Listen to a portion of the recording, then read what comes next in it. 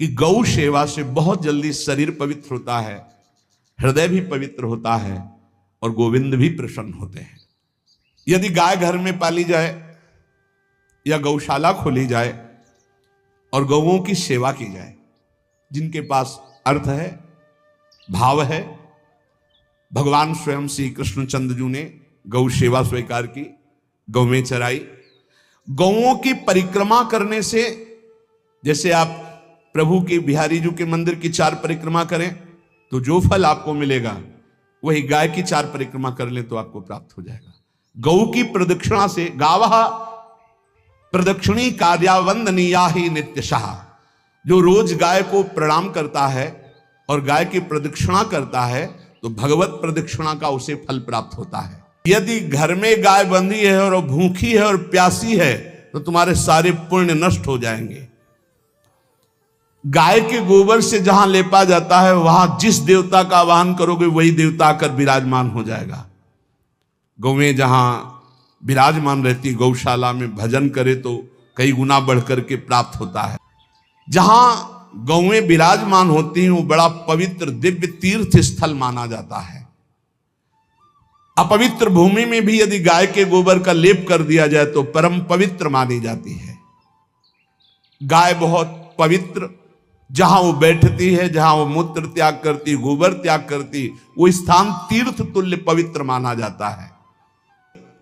कितना भी बड़ा पापी हो, अगर पंचगव्य पिलाया जाए तो वो वैदिक मंत्रों को स्वीकार करने लायक हो जाता है, पवित्र हो जाता है। पंचगव्य में 5 चीजें गाय की होती है: गाय का मूत्र, गाय का गोबर, गाय का दूध, गाय का दही और गाय का घी। ये 5 मिलाकर पंचगव्य पिलाया गया था। पहली बार जब वैदिक मंत्र दिया गया था तो पंचगव्य बनवाया था गुरुदेव भगवान ने संन्यास, और वो पिलाया था। ये पंचगव्य पिलाने से अपवित्रता का नाश होकर पवित्रता का संचार होता है। इसलिए धन्य है उनका जीवन जो गौ सेवा परायण है भगवत भाव से। गाय में साक्षात भगवान का भाव रखकर गौ सेवा करते हैं। गाय बंदी हो घर में, वो प्यासी है और भूखी है, तुम्हारे सुकृत नष्ट हो जाएंगे। तृषिता गौर गृहे बद्धा, क्योंकि तुम्हारे पास है, सेवा करना चाहिए। यो वै गाम प्रतिसिद्धेन्तो चरंतिम च स्वतृणम नरहा तस्य पूर्वे च पितरः कंपन्ते पतनोन्मुखा। यदि गाय हरी हरी घास चर रही कहीं और तुमने डंडा ऊपर प्रहार किया और लाठी मारी तो तुम्हारे पितर खोपड़ी के बल नरक जाने के लिए तैयार हो गए। ये लिखा है कि जो प्रतिदिन अग्रग्रासे परोभावा कर्तव्यो भक्ति तोन्वहम अकृत्वा स्वयं आहारम कुर्वम नापनोति दुर्गतिम। जे ही तुम्हारे गृहस्थ में, घरों में पहले होता था, अब तो भगवान जाने, जे ही पहली रोटी तवा में गई तो वो निकाल करके पक्की रखी जाती थी गौग्रास के लिए, पहला रसोई में। तो इसमें लिखा प्रतिदिन स्वभोजनम, पहले स्वयं भोजन न करके गाय के लिए ग्रास निकालना चाहिए। जहां गौ को माता की पदवी दी गई, जहां गौ को हम आराध्य देव के रूप में मानते हैं, आराधना करते हैं, गौ रक्षा, गौ सेवा, ये बहुत बड़ा इसमें छुपा हुआ है। स्वयं भगवान अवतरित होकर गौ रक्षा, जब गाय के रूप में पृथ्वी रमाती तो भगवान का अवतार हुआ है। बड़ा विचित्र समय आता चला जा रहा है कि अब आधुनिक यंत्रों की ऐसी सेवाएं हो गई बड़ी बड़ी कि अब ना बैल की जरूरत है, और ऐसे दूध की महंगाई बन गई कि अब देसी गाय 2 लीटर 3 लीटर 4 लीटर, और ऐसी ऐसी कि 20-20 25-25 लीटर दे तो कौन देसी गाय को। तो गौओं का सेवा का भावना शास्त्र आज्ञा करता है। जो प्रतिदिन गौग्रास निकालता है, अर्पित करता है, तो उसको अग्निहोत्र करने का फल मिलता है, उसके पितरों को तृप्ति मिलती है और समस्त देवताओं के पूजन का फल मिल जाता है जो गौग्रास निकाल। जिनके पास अर्थव्यवस्था, जो गृहस्थ धर्म में है या जिनके पास अर्थ है, कुछ रोज 1 रुपया निकालो। हम कह रहे रोज निकालो तो महीने में 30 रुपया होते। 30 रुपया में एक गाय को हरी घास तो एक टाइम पवा ही सकते हो ना। बहुत नहीं है तो 1-1 रुपया निकाल के अगर एक गाय को चारा दोगे तो एक बार का भोजन तो हो ही सकता है। 30 रुपया में हरी घास जाकर के उसके दावा एक बार तो पवा दोगे ना। अग्रग्रासे परोभावा कर्तव्य भक्तितोन हम, भक्ति पूर्वक गाय को एक ग्रास भोजन में 1 रोटी तो निकालना चाहिए गाय के लिए, ऐसा शास्त्र आज्ञा कहता है।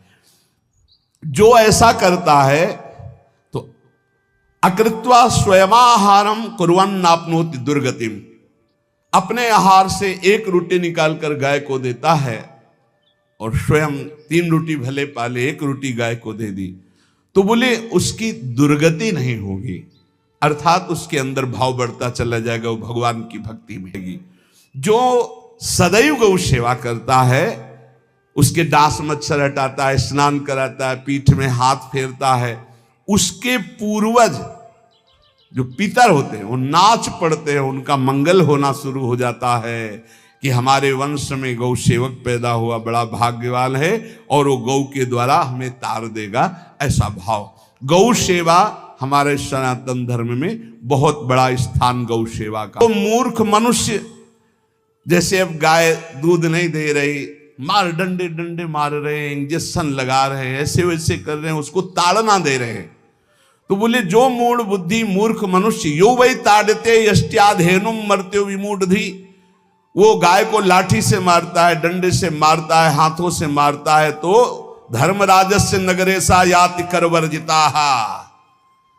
धर्मराज जी पहले अपने नरक में ले जा करके उसके कहते थोड़े थोड़े तिल तिल करके पहले इसके हाथ काटो, मरना है नहीं वहां, अब आराम आराम से थोड़े थोड़े पहले हाथ वर्जिता है, इन्हीं हाथों से गाय को मारा था ना, तो ऐसे थोड़ा थोड़ा काटा जाता है उसके हाथ। गौ सेवा का धन सिर्फ गौ सेवा में ही लगना चाहिए। आप गौ सेवक है, दूध पान कीजिए, रोटी खा लीजिए, लेकिन गौ सेवा का अर्थ आप अपने वासनाओं की पूर्ति में, अपने मनोरंजन में या अपने मन के संकल्प भावना में नहीं पूरी कर सकते। गौ सेवा के लिए ही पूरी कीजिए। गौ के वास का निर्माण, गौ के भोजन की व्यवस्था, वो दूध दे ना दे, वो कैसी भी अवस्था में हो, उसकी सेवा परायणता, उसके लिए सेवक रखना, सेवकों को भी सुख प्रदान करना, लेकिन स्वयं कभी गौ के सेवा के लिए आए हुए धन का स्वयं के लिए भोग न करना और निरंतर भजन रखना, उसे परम पद की प्राप्ति हो जाएगी। जो गौ के शरीर को स्नान कराता है, गौ के शरीर को कीट आदि से, मच्छर आदि से रक्षा करता है और खूब अच्छा अच्छा पदार्थ गौ, केवल दूध के लोभ से नहीं, ये हम गौ सेवा की बात कर रहे हैं। ये कि नहीं वहां 10 लीटर दूध देती तो हाथ फेरो, जब दूध नहीं देती है तो चारा भी ठीक से नहीं दे रहे और उसके ये स्वार्थी हो, गौ सेवा का बात नहीं।